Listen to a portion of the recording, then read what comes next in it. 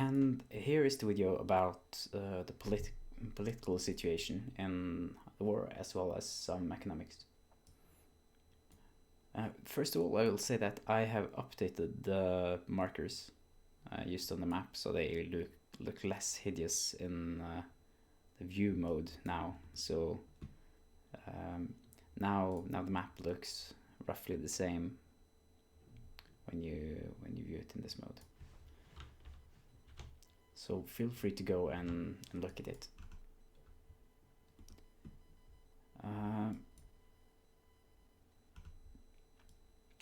One correction. I had said that Shostka had a neutral status similar to Konotop, but that is not the case. That was Novgorod Siversky instead. So this has been corrected on the map. I don't like to spread misinformation, so that is an important correction. We can take this at the end. Over here, there is a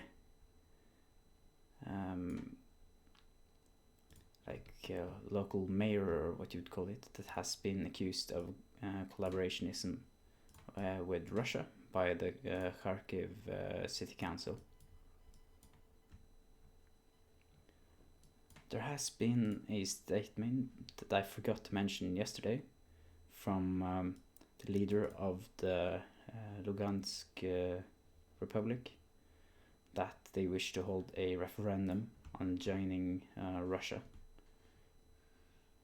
That, what can you say?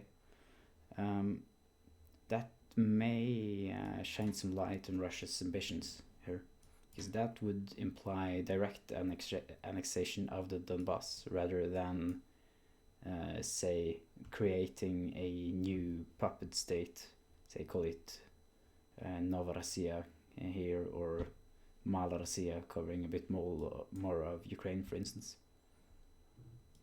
So this move here implies that Russia wants to annex the Donbass directly. And as I've talked about before, that will likely mean that they will try to make this land bridge to Crimea follow as well.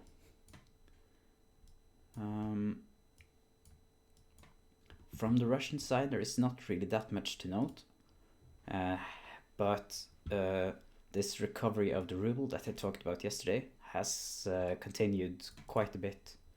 The ruble has had a very good day since yesterday. So if we have a look at it here, yeah, it is down below 98 rubles per euro now. It was down at a bit below 94. That is actually quite near where it was before the war started.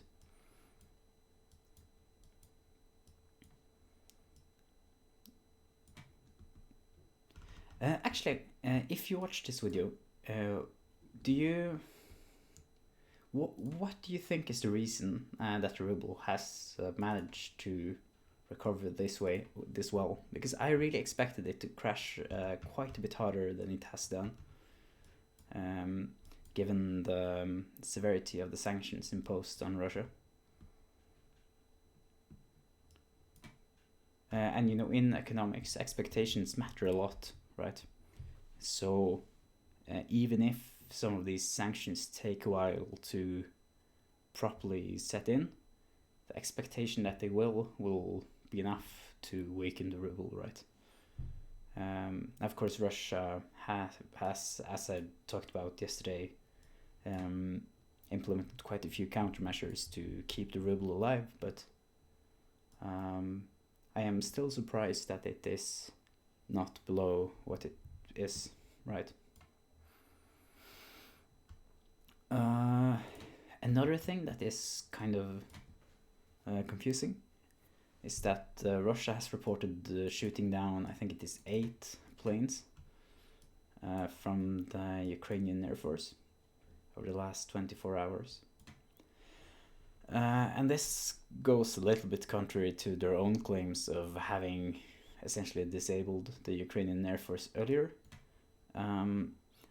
But I think that it may also imply that Ukraine has done something like evacuate the Air Force, or quite a bit of it, west at the start of the war, which is the right thing to do when you are up against an opponent with more planes, essentially, and likely maybe flown some sorties a bit deeper into Ukrainian territory, rather than going too close to Russia and be at very high risk of getting shot down.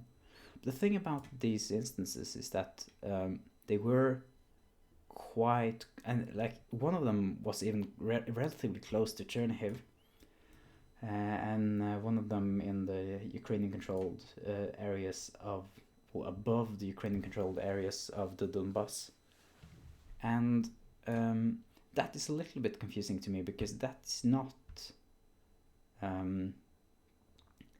I don't exactly see what Ukraine's motivation for using the planes quite like that would be. So there again, I would like your thoughts on it. Maybe even this is a case of Russia losing some of their own planes and reporting it as shooting down Ukrainian planes. I'm not completely sure. Finally, I have linked to another YouTube video talking about the war economics of Ukraine and how well it can sustain its war machine. And the answer to that is essentially that although this has a massive cost to the civilian Ukrainian economy, at least in the short term, if Ukraine is given sufficient financial aid from the West, then it should be able to keep up its war economy for quite a bit longer than it has already. When it comes to this absolute number of it seems like a completely devastated economy, considering that quite a bit of the country is under occupation and quite a bit of the rest of the country has been under constant bombardment, and that a country quite dependent on trade has been imposed a blockade upon, then I really don't think that this is something that is to be unexpected, right? So this is a huge drop in Ukraine's GDP, but it probably is a little bit less crippling to the country under their administration than it seems like. Plus, you know, the assistance from the West definitely helps as well. And if you're worried about the long term of Ukraine, say that this war should come to an end relatively soon, then it is quite a well-known fact, I suppose, that after war, quite a quick economic recovery is generally seen, because investment will generally be more directed towards getting new capital rather than keeping up and replacing existing capital. So this means that after war, where you have seen a lot of capital be destroyed, the country will generally see quicker economic growth.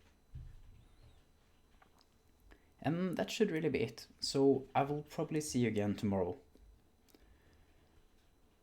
Yeah, and make sure to share your thoughts in the comment section.